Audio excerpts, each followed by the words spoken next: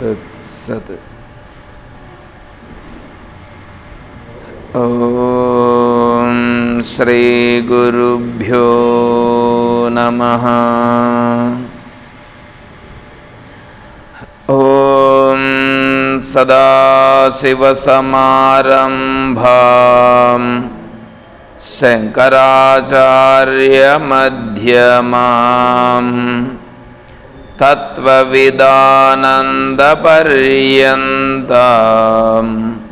వందే గురుపరంపరాం. ఓం శ్రీ గురుభ్యో నమః.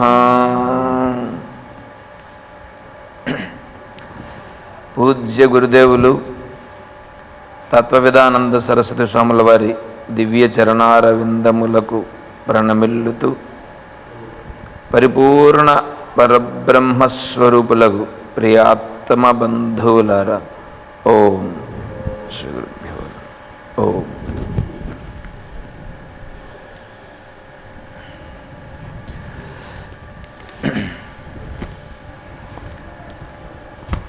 తత్వబోధ, అందులో సాధన చతుష్టయ సంపద, దానిలో నిత్యానిత్య వస్తు వివేకం, ఇహాముత్రార్థ ఫలభోగ విరాగం, శమాది షట్క సంపత్తి, ముముక్షుత్వం, 4. ఈ 4 సంపద ఎవరికి ఉందో వాళ్ళు మోక్షమును పొందడానికి యోగ్యులవుతారు. అంటే వాళ్ళు మోక్షమును పొందుతారు.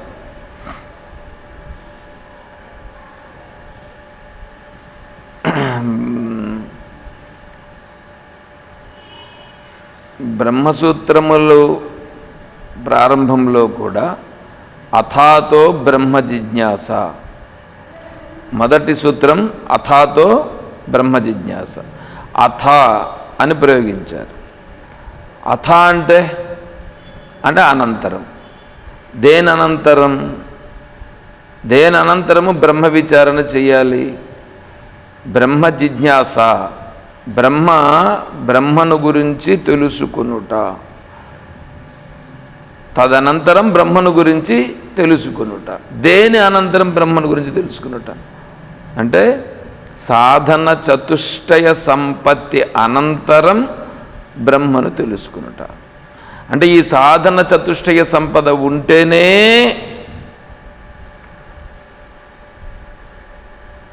వారికి వేదాంతమునందు ప్రవేశం.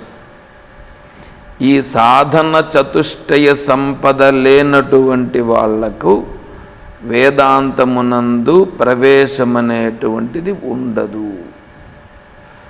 రావచ్చు, ఉపనిషత్తులు పట్టుకోవచ్చు, పారాయణం చేయొచ్చు, ఉపనిషత్తులను చెప్పను కూడా వచ్చు, విచారణ కూడా చేయవచ్చు.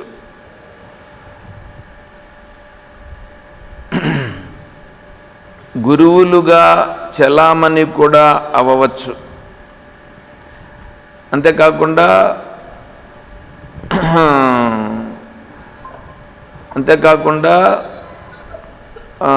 విద్యార్థులకు యూనివర్సిటీస్లో బోధ కూడా చేయవచ్చు.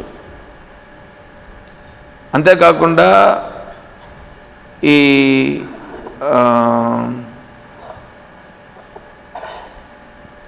పద్మభూషణ్, పద్మవిభూషణ్ ఇటువంటి సంస్కారములతో కూడా పొందవచ్చు. లోకంలో ఉండేటువంటి వాళ్ళను భ్రమ పెట్టి వీడు గొప్పవాడని చెప్పుకోవచ్చు, ఆ స్థాయిని పొందనూవచ్చు.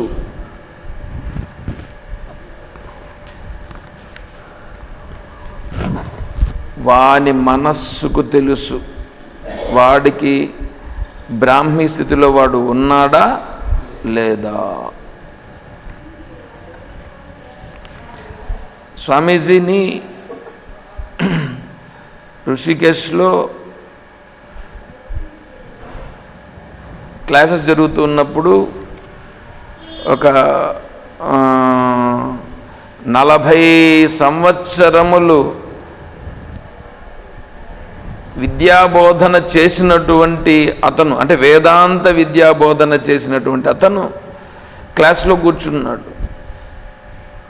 స్వామీజీ చెప్పినటువంటిదంతా కూడా వినిన తర్వాత మళ్ళా వచ్చి వారిని ప్రశ్న అడిగారు, ఇది ఎట్లా అనేసి. నేను 40 సంవత్సరాల నుండి వేదాంత బోధ చేస్తున్నాను అని చెప్పి అడిగారు. స్వామీజీ అన్నారు, నువ్వు 40 సంవత్సరాల నుంచి వేదాంత బోధ చేస్తున్నావు, నేను కాదని నేను చెప్పట్లేదు, అది నీకు అనుభవం అయినదా?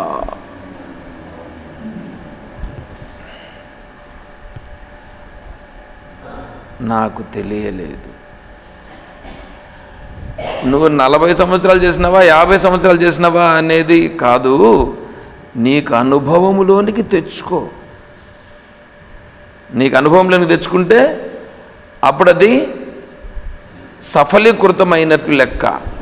నీకు అనుభవములోనికి రాకుండా నువ్వు ఎంత చేసినా నీ యొక్క మనస్సు అనేటువంటిది ఏమవుతుంది, ఉద్విగ్న భరితంగానే ఉంటుంది కానీ శాంతిగా ఉండదు.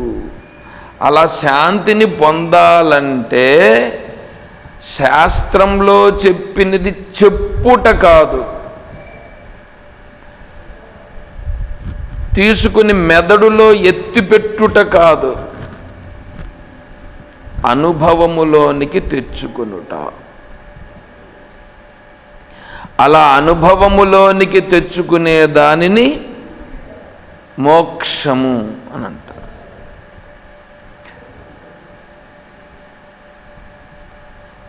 సరే, ఇప్పుడు ముముక్షుత్వం పైన ఇది 4వ సాధన. 4వ సాధన మోక్షం, ముముక్షుత్వం. సరే, ముముక్షుత్వం కిం?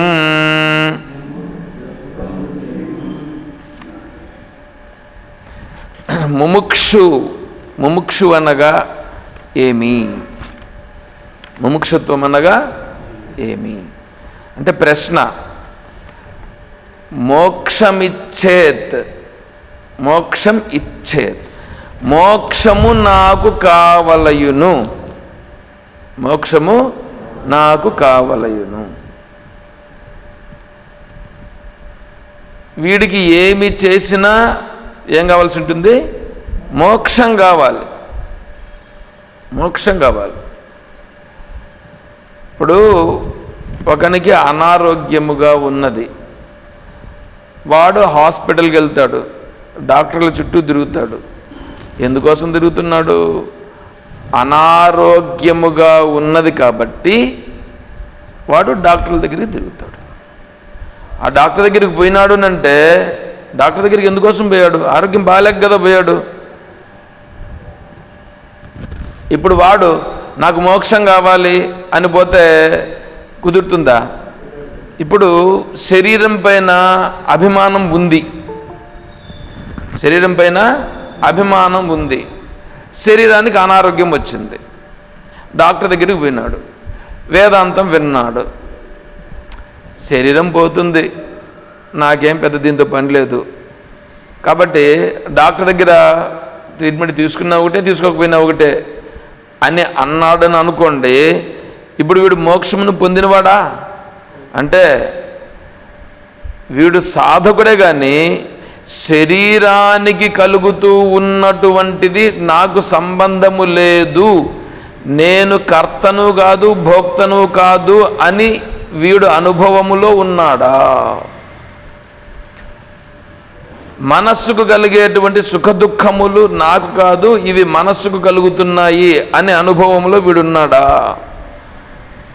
శరీరానికి కలిగేటువంటి బాధ, నొప్పి ఇవంతా శరీరానికి కలుగుతున్నాయి, నాకు కాదు అనే అనుభవంలో వీడున్నాడా? ఉంటే నువ్వు పోకపోయినా ప్రాబ్లంలా, లేదా పొయ్యి దానికి చికిత్స చేయించిన ప్రాబ్లంలా. అయితే వీడు ఎలా ఉన్నాడు? శరీరానికి కలిగితే ఏ చిన్న ఇబ్బంది కలిగినా అమ్మో అబ్బో ఏమేమో జరిగిపోయిందని వీడు విపరీతంగా గగ్గోలు పెట్టేస్తున్నాడు.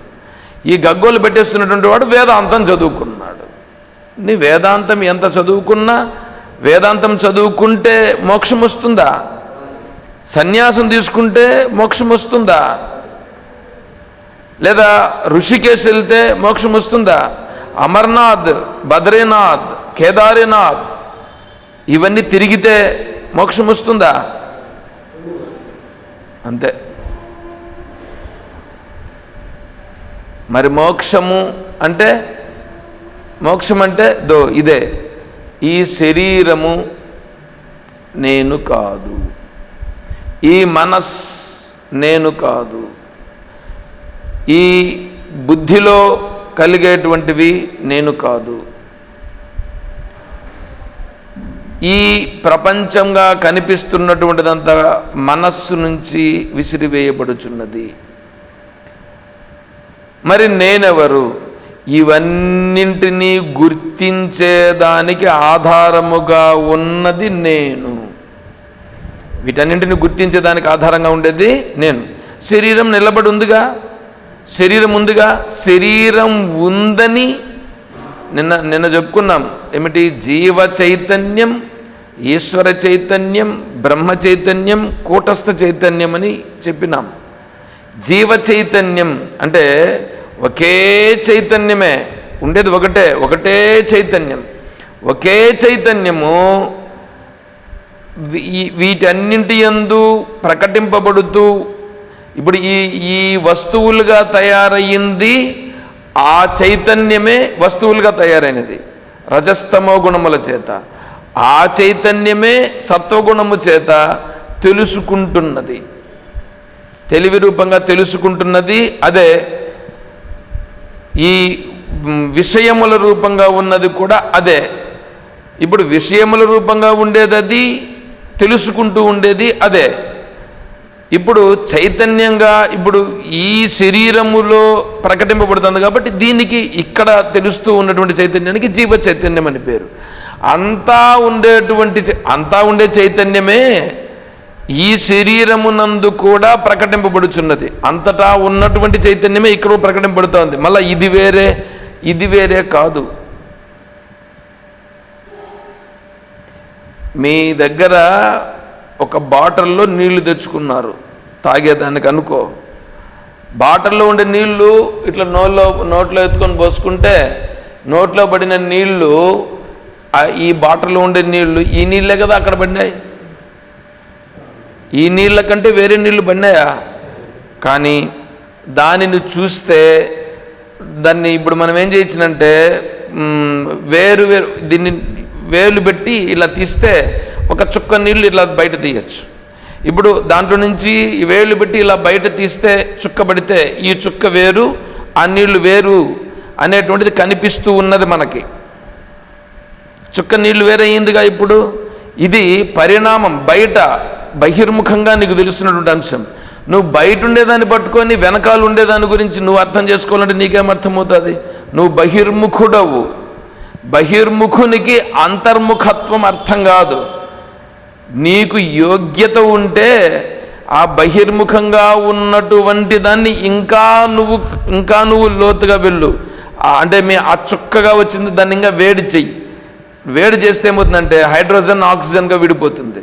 హైడ్రోజన్ ఆక్సిజన్గా విడిపోవడమే ఈ నీళ్లు కూడా ఉన్నది. ఈ నీళ్ళు ఉండేది అదే, ఇక్కడ ఈ చుక్కలో ఉండేది అదే. కానీ వీళ్ళేమంటున్నారంటే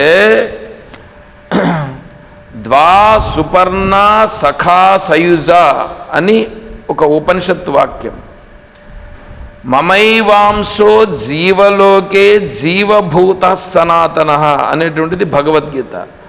మమైవాంశో జీవలోకే అని అంటున్నారు. అంటే నా అంశము జీవుడుగా ఉంది అని అక్కడ చెప్తున్నారు. నా అంశము జీవుడుగా ఉంది అని చెప్తున్నాడనంటే ఇప్పుడు నా అంశము అంటే అప్పుడు నేను వేరే, నా అంశ వేరే అని వీళ్ళు తీసుకుంటున్నారు. పిచ్చోడా, అర్థం చేసుకో. ఇదంతా నీళ్లు లేవా? నీళ్ళు లేకపోతే నీకు చల్లదనం ఎలా ఉంది? చల్లదనంగా ఉందంటే నీటి ప్రభావం వలన చల్లదనం ఉంది. ఆ నీటి ప్రభావము చల్లదనంగా ఉండేదే కొద్దిగా దాన్ని ఏమంటారు, గట్టిపడితే నీళ్ళు అయ్యింది. ఈ గట్టిపడింది నీళ్లు, గట్టపడకుండా ఇక్కడ ఉండేదంతా నీళ్ళు లేదు అంటే అది నీ మూర్ఖత్వము కానీ దానికి సంబంధించి ఏమీ లోటు లేదు. కాబట్టి నువ్వు తెలుసుకోవడంలో ఉంది. ఇది వేరయ్యింది, అది వేరయ్యింది, నాకు అది ఇది ఒకటి కావాలా అనుకుంటే నీకుండే తెలివికి నీకుండేటువంటిది ఏ పెద్ద ఇదేమైనా? నీకు తెలుసుకునే యోగ్యత నీకు లేకుండా దాన్ని తప్పులు పట్టే అంత ఇది నీకుందా? నీ మనస్సుకు దాన్ని తెలుసుకునే సామర్థ్యం ఉందా? అందుకే సాధన చతుష్టయ సంపదకే యోగ్యత లేని నీవు అదేదో చెప్తారే, ఉట్టికెక్కలేనమ్మా స్వర్గానికి ఎక్కుతుందా? అడిగే పెట్టలా, వీడు ఈయన్నే ఎగరలేడు, ఇంకా స్వర్గానికేం ఎగరతాడు వీడు. కాబట్టి సాధన చతుష్టయ సంపదలోనే వీడికి యోగ్యత లేదు, ఇంకా పై స్థాయికి ఏమి ఎగురుతాడు? బ్రహ్మానందగిరి స్వామి వారు చెప్పారు, మల్ల విక్షేపరహిత సాధన చతుష్టయ సంపన్న వివిధిషువు శ్రవణాధికారి అని అన్నాడు. మోక్షం కావాలనంటే బాదరాయణుల వారు అంటే వేదవ్యాస మహర్షుల వారు సాధన చతుష్టయ సంపద ఉంటే సరిపోతుందని అన్నారు. బ్రహ్మానందగిరి స్వాముల వారు అక్కడికి వచ్చి మళ్ళీ ఏం చేశారు తెలుసా? దాన్ని ఇంకా సాధన చతుష్టయ సంపద ఒకటే ఉంటే వాడికి సరిపోదు, మల విక్షేపరహిత, మలదోషం పోగొట్టుకోవాలా, విక్షేప దోషం పోగొట్టుకోవాలా. లేకపోతే వాడు వచ్చి కూర్చుంటాడు వింటాడు కానీ వాడి బుద్ధికి పట్టదు. సాధన చతుష్టయ సంపద ఉంది కానీ వాడికి మలదోషం ఉంది అంటే పాపకర్మలు చేస్తున్నాడు, పాపకర్మలు బాగా చేస్తుంటే ఈడొచ్చి కూర్చుంటే, మిమ్మల్ని అనట్లే, నేను ఉన్నటువంటి శాస్త్ర విషయాలు చెప్తున్నా, మీరు శాస్త్ర విషయాలు చెప్తున్నానని తీసుకోండి, మిమ్మల్ని ఎవరిని నేను కించపరచుట లేదు. శాస్త్రం చెప్పమంటారా లేకపోతే మీకు సరిపెట్టగా చెప్పమంటారా? ఉండేది ఉన్నట్లుగా చెప్తాను నేను. ఎందుకంటే మీరు మళ్ళా ఏందో మమ్మల్ని ఉద్దేశం చెప్తున్నారు మీరు అనుకుంటే నాకు బాధ్యత లేదు. మీరు అలా అనుకుంటే మీరు క్లాస్కి రావద్దండి. నేను క్లాస్ చెప్పడం నేను మానేస్తానని చెప్పను, మీరు క్లాస్కి రావడం మానేసుకోండి. అర్థమవుతుందా? నేను శాస్త్రమును చెప్తున్నాను కానీ నాకు సమోహం సర్వభూతేషు నమే ద్వేష్యోస్తి న ప్రియ. భగవంతుడు చెప్పినటువంటిది ఎవరి యందు ద్వేషము లేదు, ఎవరి యందు ప్రీతి లేదు. తర్వాత ద్వైతమని, విశిష్టాద్వైతమని, అద్వైతమని ఈ భేదభావాలు అనేటువంటి ఆత్మస్వరూపమునందు లేవు. ఆత్మస్వరూపములో ఈ భేదభావం ఉండదు.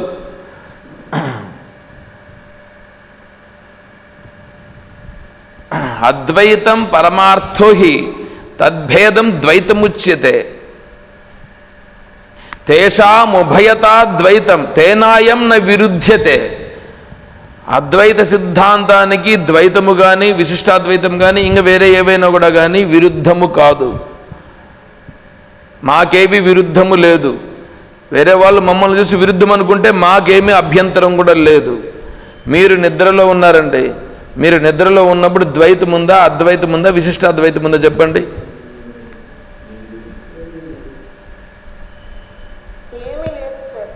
ఏమీ లేదు. అక్కడ ద్వైతము లేదు, విశిష్టాద్వైతం లేదు, అద్వైతము కూడా లేదు. ఉన్నదేదో అది ఉంది.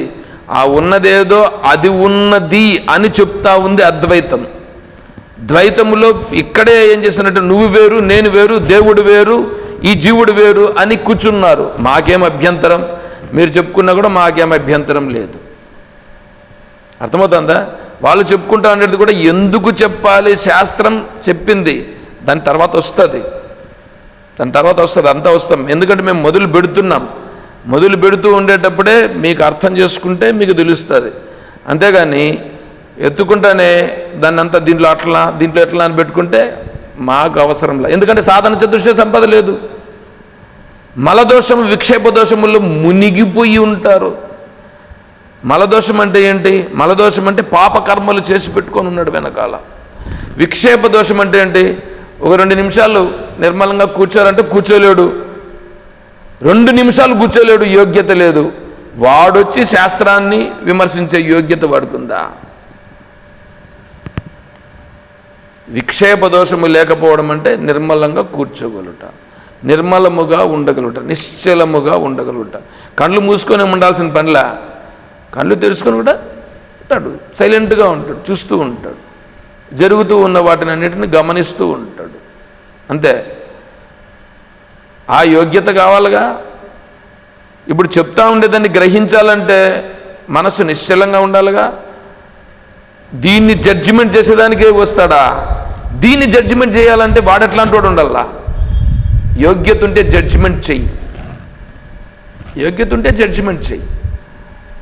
దాని గురించి అడుగు, అప్పుడు చెప్పగలుగుతారు. అంతేగాని నీకుండేటువంటి ఆ యోగ్యతతో శంకరాచార్య స్వామి వారు చెప్పిన దానిని జడ్జిమెంట్ చేసేటువంటి పరిస్థితి నీకు రాదు.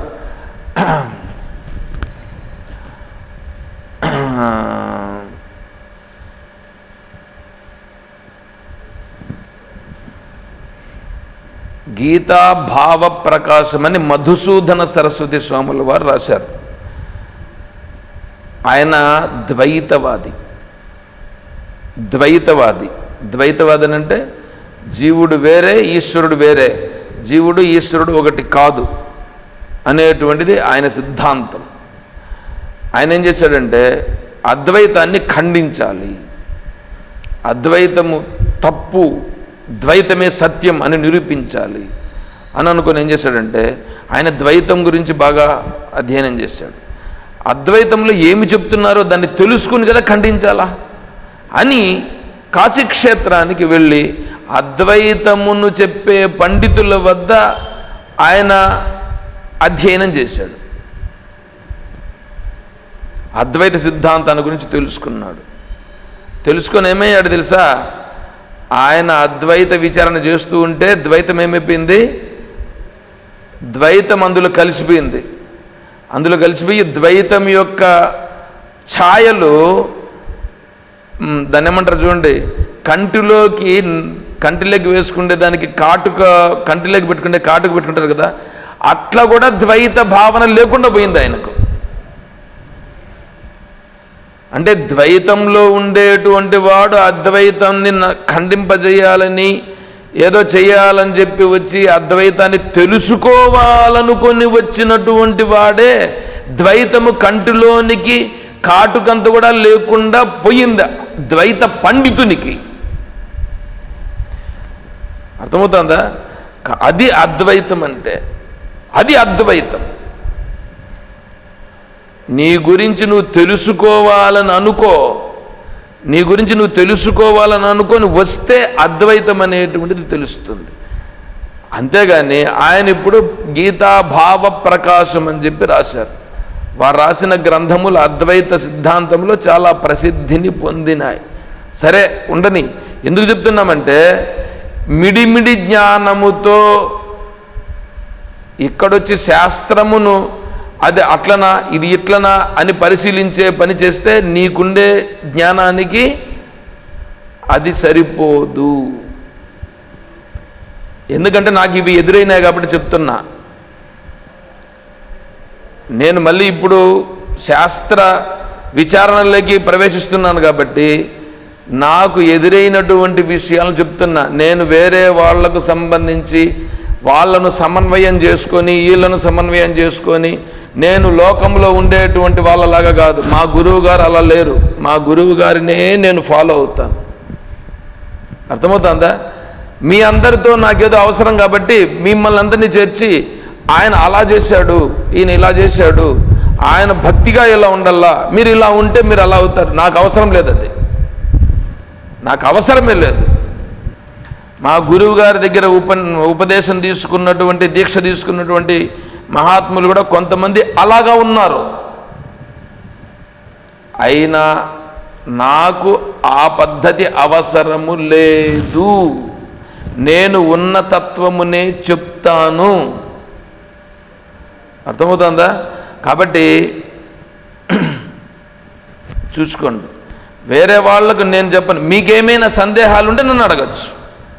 మీ సందేహాలు ఏ సందేహమైనా సరే, ఏ సందేహమైనా సరే వేదాంతపరంగా అడిగితే అది నా పరిధిలో ఉన్నంత వరకు నేను చెప్పగలుగుతాను. నా పరిధిలో లేనటువంటిదైతే గురువు ద్వారా అడిగి తెలుసుకొని నేను చెప్తాను. ఏమి దానికైతే ఎటువంటి లోటు లేదు. ఎందుకంటే గురువుగారు ఉన్నారు, లేకపోతే అప్పుడు నాకు దాని గురించి బాధ. సరే, ఇప్పుడు ముముక్షుత్వం అంటే అది. అంతేగాని ఆయన అక్కడ అలా చెప్తాడు, ఇది ఇక్కడ ఇలా ఉంది, నేను పూజ చేయాలన్నా వద్దా అనుకుంటే దానికి కూడా అడుగయ్యా, నోరు తెరిచి అడుగు, సమాధానం వస్తుంది. అంతేగాని అడగకుండా ఉంటే కుదరదు. సరే,